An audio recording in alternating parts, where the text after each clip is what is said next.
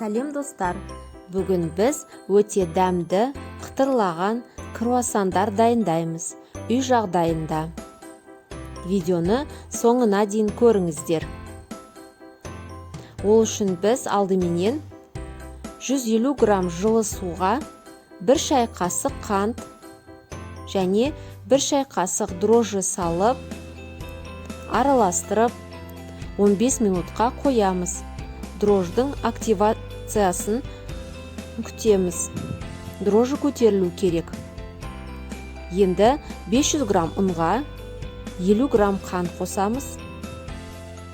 1 шай қасық тұз қосамыз. Енді көтерілген дрожжимызды қосып, қамыр елейміз. 100 грамм жылы сүтті қосамыз. Орташа жұмсақтықта қамыр елейміз. Қамырымызға үй температурасында еріп тұрған сары майды қосамыз 80 грамм. Майымыз сіңгенше қамырға бір келкі эластичный қамыр болғанша илейміз. Міне осындай қамыр болады. Енді қамырға 4 бұрыш формасын беріп, пищевой пленкаға ораймыз. Холодильникке қойып, демалдырып қоямыз. Кемінде 4 сағат тұру керек. Егер түнде кешке қарай елесеңіздер, таңертеңге дейін тұрса, өте жақсы болады.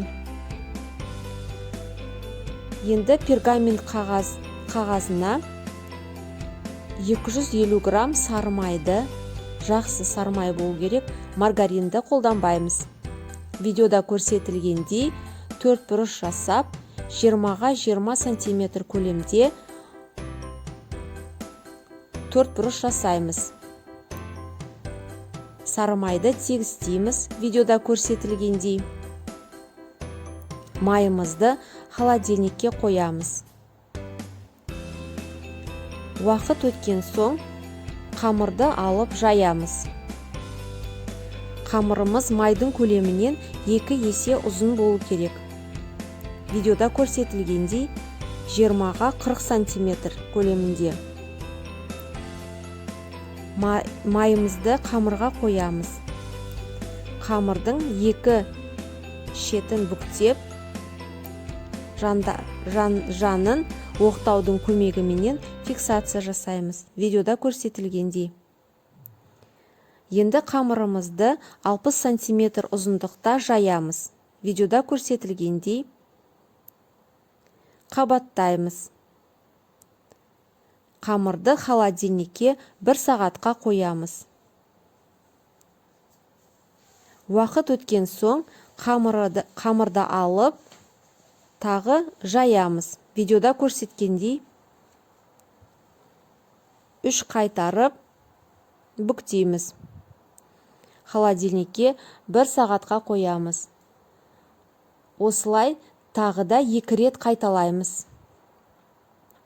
Қамырды дайындау өте ұзақ уақытта алады, бірақ дегенменен результаты өте жақсы болады.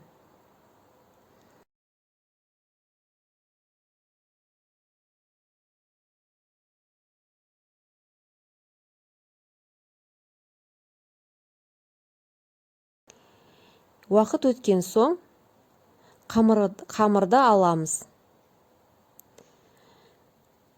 28-де 60 сантиметр ұзындықта қамырымызды жаямыз. Қалыңдығы 4 миллиметрдей болу керек.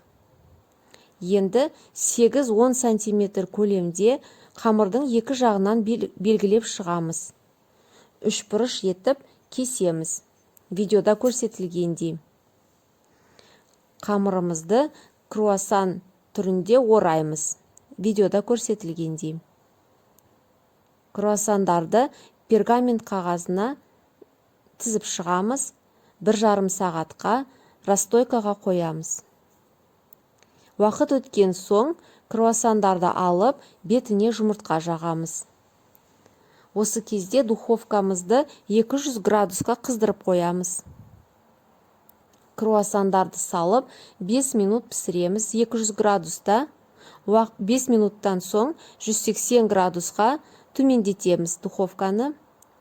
Енді 15 минут пісіріп, сап-сары болғанша пісіріп аламыз. Біздің круассандар дайын. Енді оны міндетті түрде суыту керек. Біздің круассандар дайын, өте дәмді, қытырлақ болып шығады. Міндетті түрде жасап көріңіздер, кеңес беремін. Назарларыңызға рахмет. Каналға жазылып, лайк басуды ұмытпаймыз.